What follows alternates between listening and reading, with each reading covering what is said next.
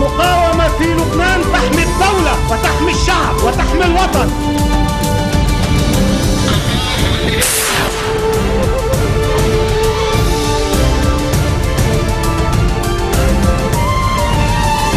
Good afternoon and thank you for joining us on FutureTV. I'm Linda Tamim and these are today's top stories. The road to Lhasa in the Jbeil district reopens as Mount Lebanon prosecutor Judge Claude Karam launches an investigation into alleged construction violations committed in the town. Finance Minister Ali Hassan Khalil says he expects over a $5 billion budget deficit this year. World leaders and military veterans gather in France to mark the 70th anniversary of the Normandy landings, one of the most decisive operations of World War II. Mount Lebanon prosecutor Judge Claude Karam has launched an investigation into alleged construction violations committed in Lhasa, a predominantly Shiite town in Jbeil district. The national news agency says Karam launched his probe into allegations that residents began constructing a building on a property claimed by the Maronite Church in Lhasa. The judge reportedly began hearing witness testimonies to investigate the nature of the alleged violations and the persons behind them, pending an appropriate decision on the matter. The internal security forces stopped a Lhasa resident from continuing construction work on the land parcel, which is claimed by the Maronite bishopric of Sarba. The prosecutor's office ordered the construction be demolished after several residents built a ceiling rather than waiting for a judicial decision on the ownership of the property. Finance Minister Ali Hassan Khalil says he has prepared a draft of the 2014 budget and sent it to the cabinet, adding that he expects a deficit in the budget by over $5 billion. Addressing reporters at a press conference, Khalil said the numbers mentioned in the budget can be changed during discussions in the cabinet and we can decrease some expenses. The minister also called on all parliamentary blocs to attend the parliamentary session to approve the state budget, saying the constitution imposes the approval of the budget. Dozens of families in Sidon have protested delays in trying Islamist detainees the army arrested last year for their alleged role in the Abra clashes. Sitting outside the Zatari mosque, the protesters, mainly women, held banners demanding speedy trials and the release of innocent detainees. Some 40 supporters of fugitive Salafist Sheikh Ahmed Lasir that took part in clashes with the Lebanese army in the coastal city of Sidon in June of last year were arrested shortly after the fighting ended. The detainees said they will go on hunger strikes unless their demands are met. The protesters in Sidon also demanded the release of Sheikh Asim al-Arifi and Sheikh Ala al-Saleh, who they claim are innocent. Justice Minister Ashraf Rifi has submitted a draft law to the cabinet to force government officials to disclose their assets publicly. Rifi's proposal suggests amending Article 2 of the Lebanese illicit enrichment law to lift the secrecy on the officials' wealth declarations and allow them to be published publicly. The minister said that such step would guarantee fighting corruption and prevent taking advantage of official positions for personal benefits. According to the current law, Grade 3 civil servants, officers and judges are required to submit a declaration to the Lebanese authorities detailing their assets and properties and those of their spouses and minor children. Such documents have to be submitted within a month of assuming office. The declaration is usually submitted to authorities in a secret sealed envelope. The law does not cover public school and university teachers. Foreign Affairs Minister Gibran Bassil says the ground for development and the success of every project in Lebanon is present, yet terrorism, the Syrian crisis and the Palestinian cause are hindering progress. Bassil spoke during the China-Arab Cooperation Forum in Beijing, attended by China's President Xi Jinping, Kuwait's Prime Minister Sheikh Jaber Mubarak al-Hamad al-Sabah, Secretary General of the Arab League Nabil al-Arabi and Arab states' foreign ministers. Bassil has called on China to assist Lebanon in convincing other parties to help create the adequate atmosphere for success in Lebanon and to help the country overcome all obstacles. President Xi Jinping said the conference was a great opportunity to increase cooperation between China and Arab countries. On the Syrian crisis, the Chinese president hoped for a quick implementation of the Geneva I conference and voiced his country's support and concern regarding the issue of refugees. And coming up next, clashes break out between Sikhs at golden temples in India. That and more after the break.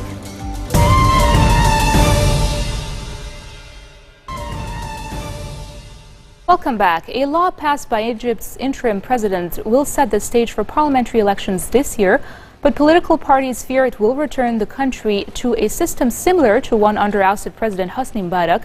One of the most significant changes in the election law is a return to a system where individual candidates take the majority of seats in parliament rather than party lists of candidates. Of the 540 parliament members to be elected, 420 will be drawn from individual candidate lists, while 120 will be from absolute closed lists.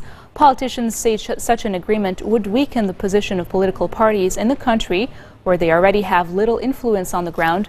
The system under Mubarak allowed wealthy or popular individuals, mostly aligned with his National Democratic Party, to run as independents using local patronage networks to get into parliament, which they then dominated.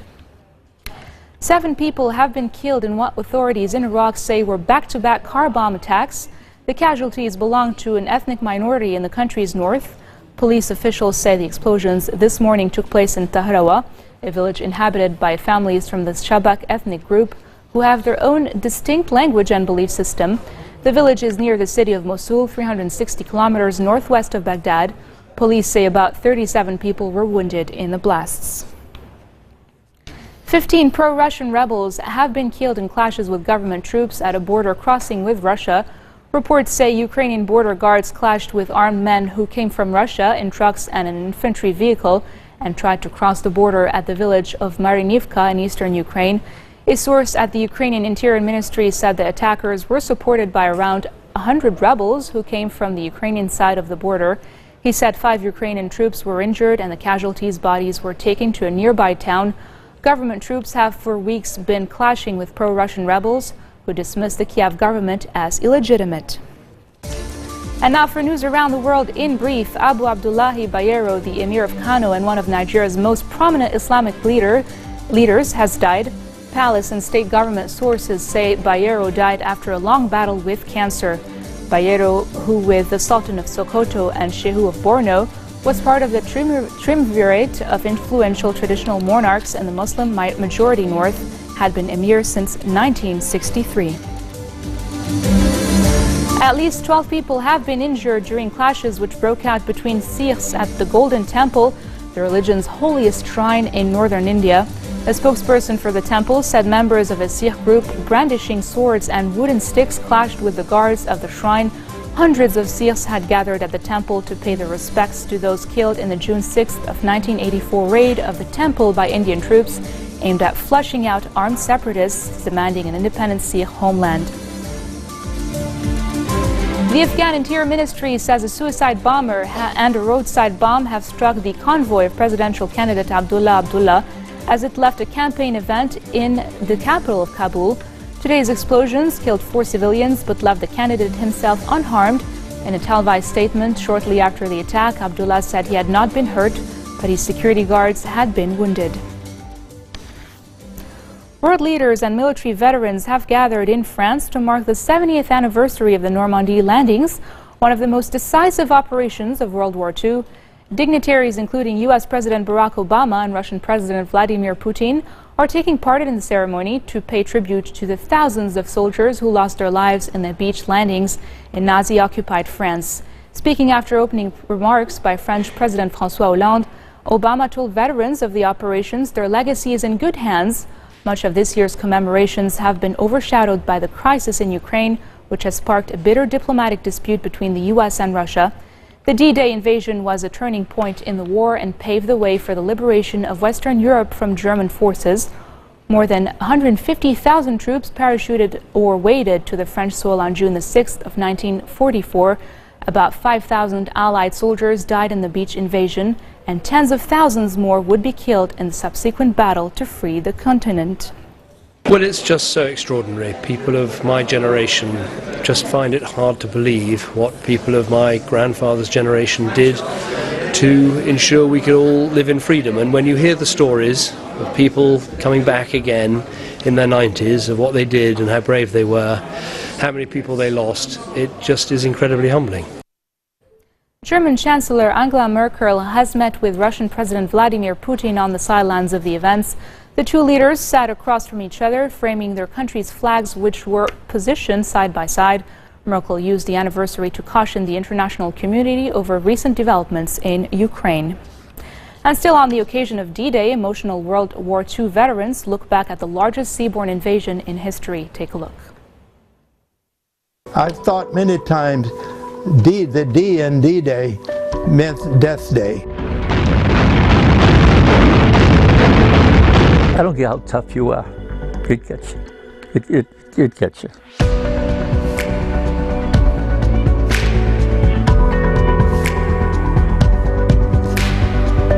70 years hasn't erased any of the feelings that we had for our soldiers there, our buddies that we've been with, and to see them die there will never leave your mind. We were told nothing ahead of time. And we could see the silhouettes of the ships, and what I said in there, of course, was that when I saw all those ships, I said, well, if you have any doubt about it now, you look down there, this is going to happen one way or the other. We were going into combat. We were making an invasion on a foreign shore, and we knew that there was a high probability there'd be a lot of casualties. Firepower was coming from every direction, and it looked as if the whole hillside and the cliffs just burst into fire. It was hard to tell who was dead and who was alive.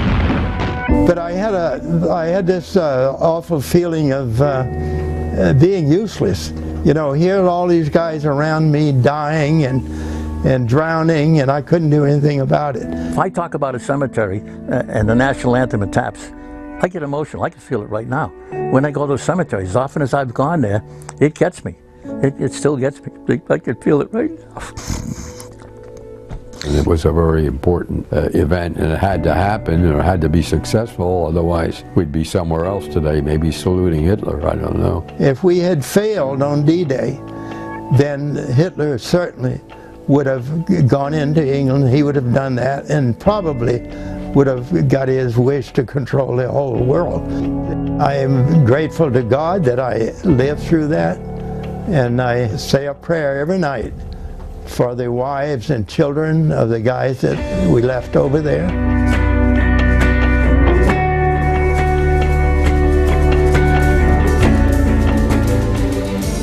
This marks the end of our bulletin for today. Now for a reminder of our top stories. The road to Las Anijbil district reopens as Mount Lebanon prosecutor Judge Claude Karam launches an investigation into alleged construction violations committed in the town. Finance Minister Ali Hassan Khalil says he expects over a $5 billion budget deficit this year.